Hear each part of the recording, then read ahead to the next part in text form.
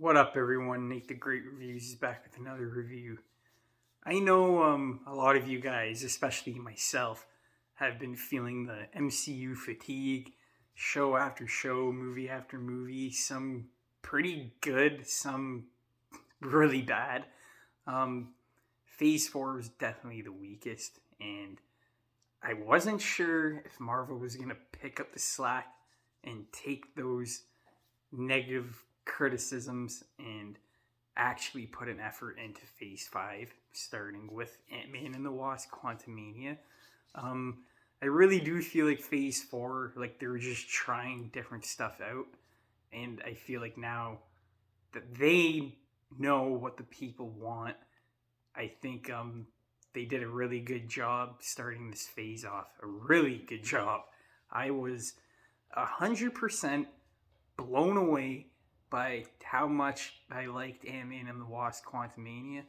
If you guys have seen it and you don't like it, I get why. It doesn't do anything new.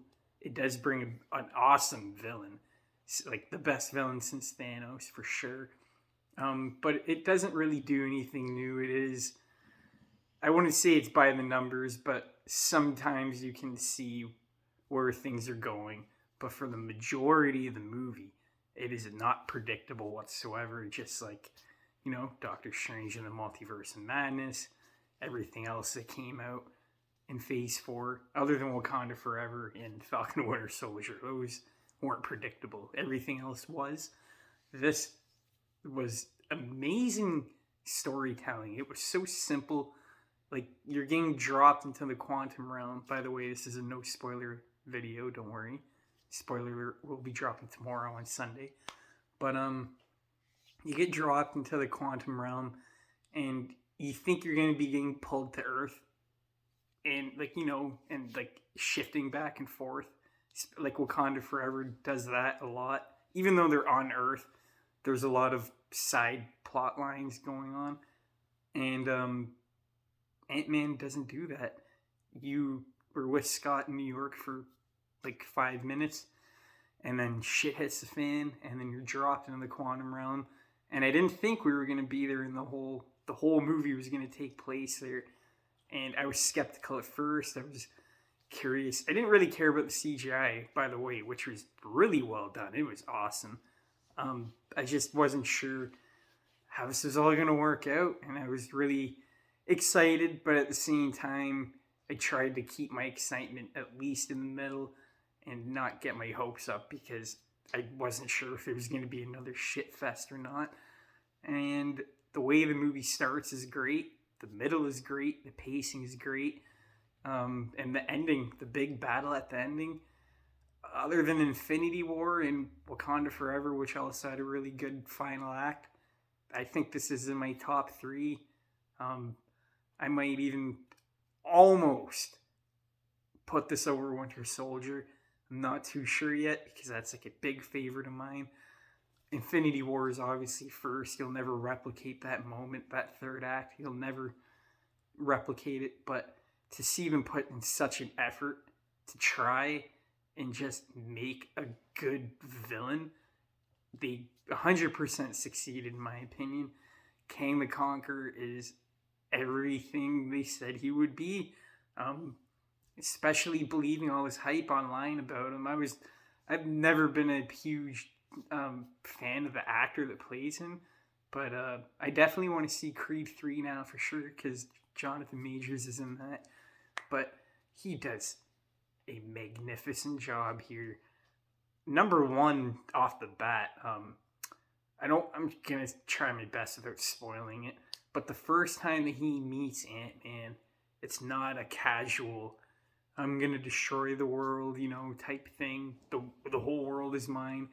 He's really trying to help Scott at the beginning and propose him a deal. I'm not gonna say what the deal was, but he proposes a deal, and if Scott takes it, then everything will work out for Scott, and he can go back to Earth and be happy.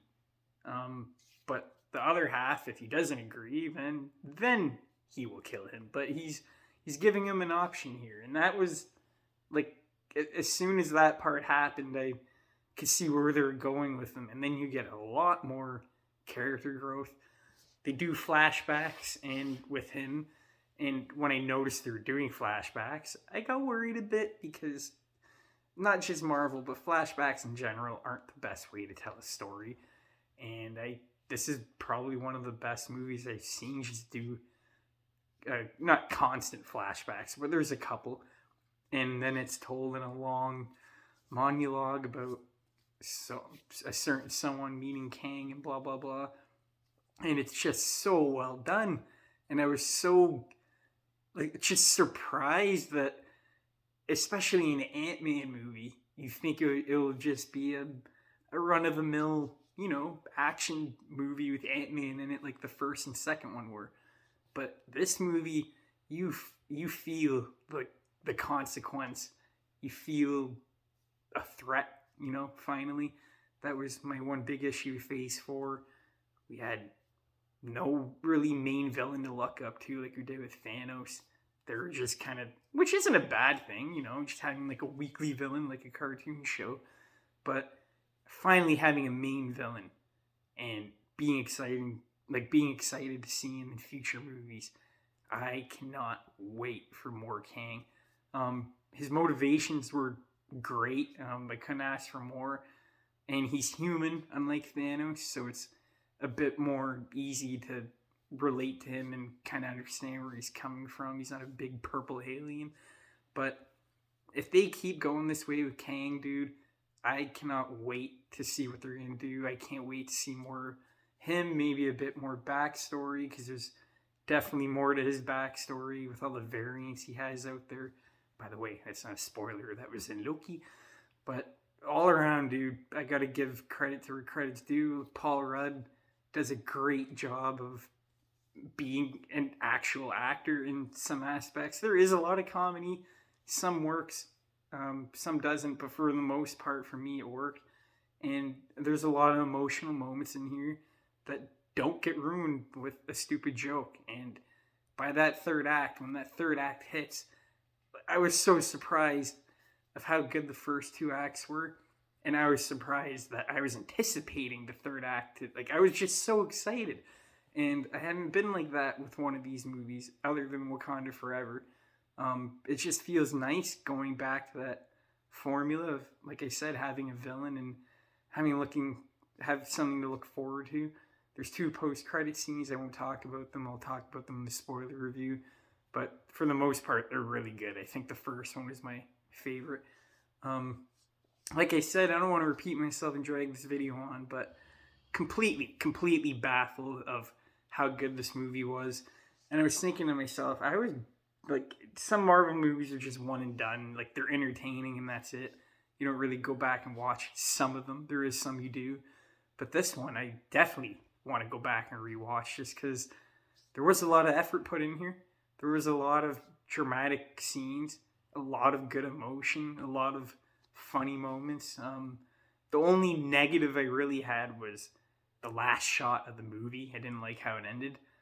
And there was a little couple nitpicks, but I might save those for the spoiler review because it's hard to talk about them without giving everything away. But I will give this movie 9 out of 10. Like, seriously, that is how much I liked it. Completely, 100% flabbergasted, blown away of how big of an impact this movie is going to leave in the next couple of years when we go and watch the new Kang movie that does come out. I think there's a movie coming out, The Kang Dynasty. And you're going to look back and, just like Thanos, you're going to look back and be like, oh my God, his first appearance is in an Ant-Man movie. But, bro, there is just fantastic fight choreography. Sometimes the camera moves a bit too fast. But overall, I just cannot believe that Marvel actually picked up their slack and they're willing to do some damage with Phase 5. I can't wait. DC's getting their shit back together. It's a pretty good time to be a superhero fan right now. And hopefully another Phase 4 does not happen. Thank you guys for watching the video. I appreciate it. Tomorrow I will be posting that spoiler review, so be sure to check it out. I'll talk to you later.